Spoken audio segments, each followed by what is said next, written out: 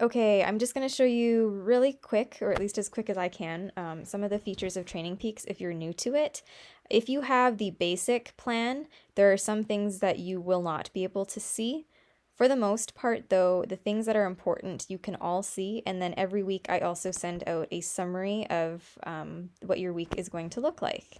So this is what my page looks like. You can't see everybody, but I have all the athletes that I work with here on here. This is a calendar. So this is obviously Thursday, Friday, Saturday, Sunday, Monday, Tuesday, and these dots just indicate to me if anything was missed.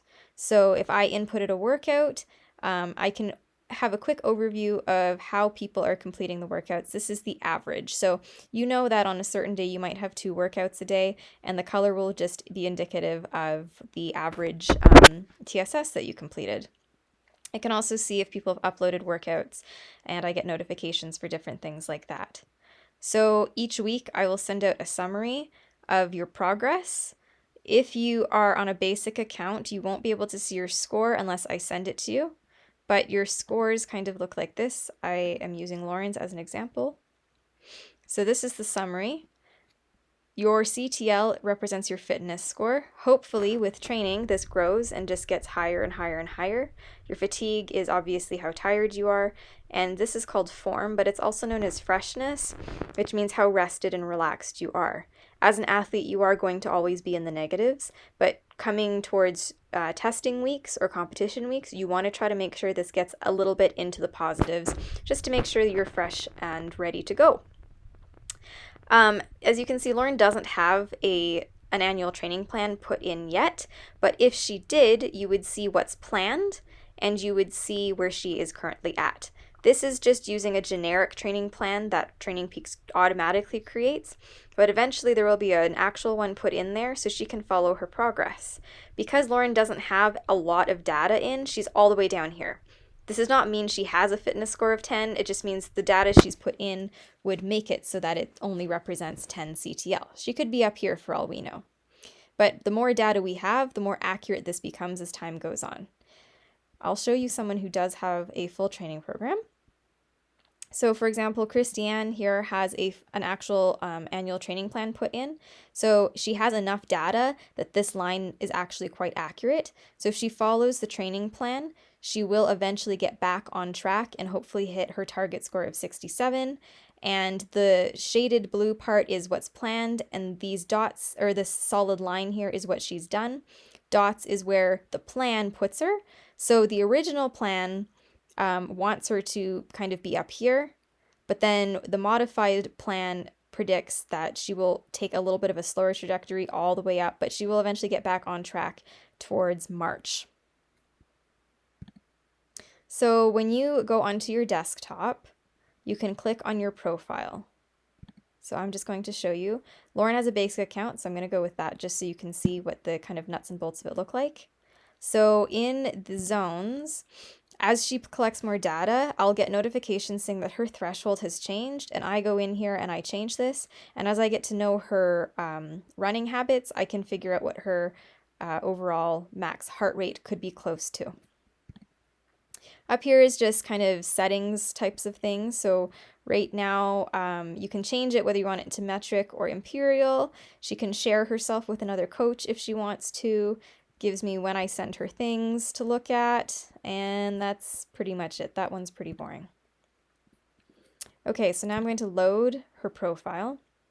This is something that you will all see regardless of which edition you have.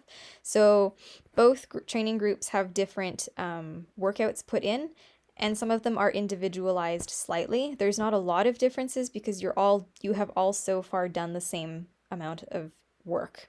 So there aren't a lot of differences. But if I do recognize that an athlete is capable of doing a bit more and her stress load and her numbers over here check out, I might add extra things to try to meet her fitness levels instead. Or I might lower them if the athlete isn't capable of handling that much or it's too soon.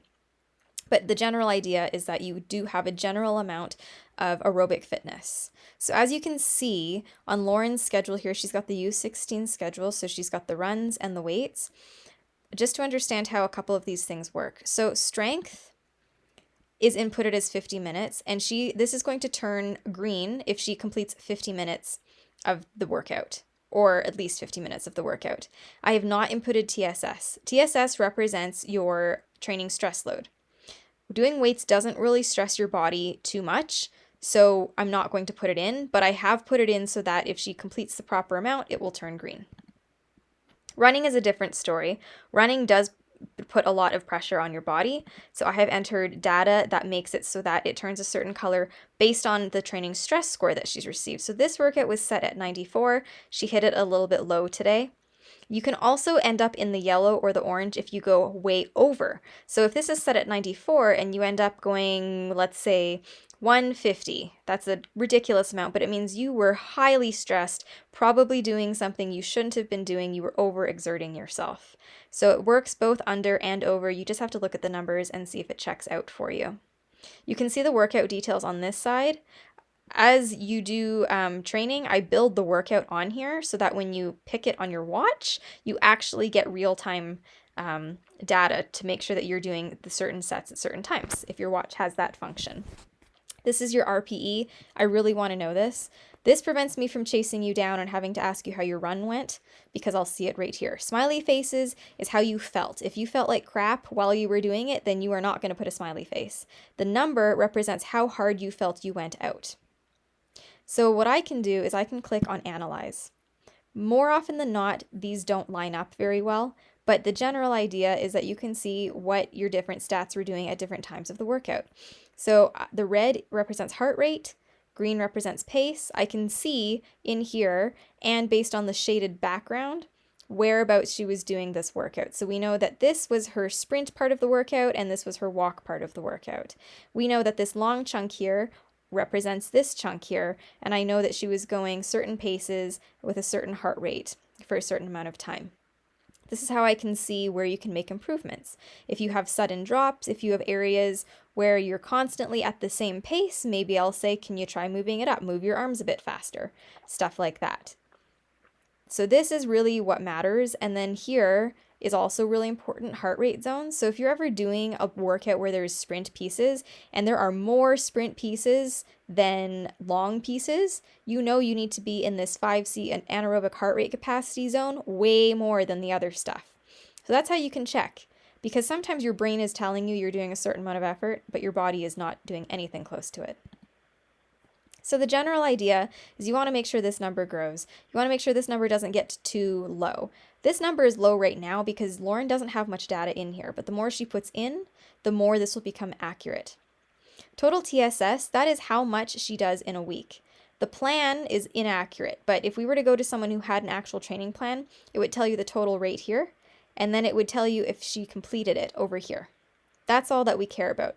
The more TSS that you have filled, the better, because it means you're following the plan. So you want to try and make sure that you are hitting the plan. So this Saturday is 100 TSS. You want to be getting at least 100 TSS to know that you fulfilled that workout's training stress load. Again, strength and stuff like that doesn't really matter. Same with yoga. In a real world, I probably shouldn't put TSS on here because yoga does not stress you. It's good for you. So I probably should take that off. I just haven't because there's a lot of you and I have to do it all individually. Anyways, so that's what that looks like. So that's how you understand your numbers. Just make sure this is growing. Make sure that this isn't getting too crazy, and fill in your smileys and your scale. And that's Training Peaks.